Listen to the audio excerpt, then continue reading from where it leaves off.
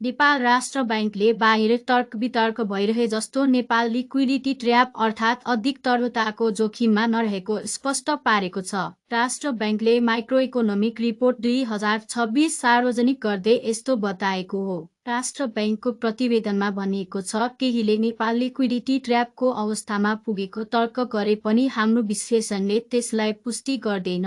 Liquidity ट्र्यापमा सुरुमा अन्तर्ब्याङ्क ब्याज दर घटे जाने र न्यून स्तरमा यो स्थिर हुन थाल्ने मानिन्छ।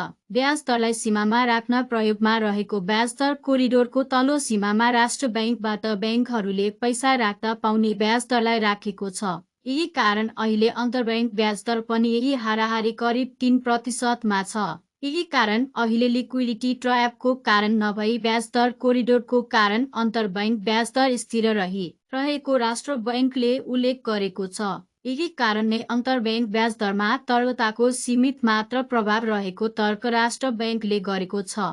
अधिक तरलताले रिजर्भ सापटी लिने तथा दिने प्रोत्साहन घटाउँछ र यसले बैंक तथा वित्तीय संस्थाहरू बीचको अन्तर्ब्याङ्क कारोबारको उत्साह पनि कम गर्न सक्छ। न्यून अन्तर्ब्याङ्क दर रहेको समयमा बैंकिङ प्रणालीमा पर्याप्त तरलता रहेको देखिए लिक्विडिटी ट्र्याप जस्तै देखिए पनि सैद्धान्तिक रूपमा व्याख्या गरिने लिक्विडिटी ट्र्याप नभएको स्पष्ट पारेको छ। बैंकहरूको कर्जा विस्तारको लागि पुँजी उपलब्धता र लगानीमा आउने कमीले लिक्विडिटी ट्र्याप जस्तो अवस्था देखाएको हुन सक्ने राष्ट्र बैंकले उल्लेख गरेको छ। यसरी कर्जा विस्तारमा कमी आउनुमा यसअघि नै अधिक कर्जा लगानी भएको वा बैंकहरूले वित्तीय विवरणमा सुधार गरिरहेका कारण आएको हुन सक्ने बताएको छ। कोभिडको समयमा भएको उच्च कर्जा लगानी र उच्च कर्जा लगानीको कारण बढेको आयात र विदेशी मुद्राको सञ्चितमा भएको ह्रास नियन्त्रण गर्न राष्ट्र बैंकले चालु पुँजी कर्जामा गरेको कडाई लगायतले सो समय अधिक लगानी नियन्त्रणमा आएको उल्लेख गरेको छ।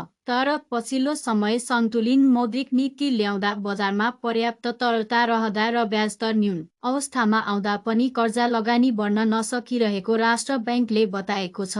त्यस्तै बैंकहरूको खराब कर्जा बढेको, धेरै मानिसहरू कालो सूचीमा परेको र सरकारी खर्चमा सुधार नभएको र पछिल्लो समय भएका विरोधको कारण लगानी वातावरण खलबलेकोले पनि कर्जा लगानी विस्तार हुन नसकिरहेको राष्ट्र बैंकको विश्लेषण छ। उच्च रेमिटेन्सका कारण अझै पनि तरलता पर्याप्त रहने भए पनि तरलता व्यवस्थापनको प्रभावकारी कार्यान्वयन गरेर राष्ट्र बैंकले ब्याज दर स्थिर राख्ने बताएको छ।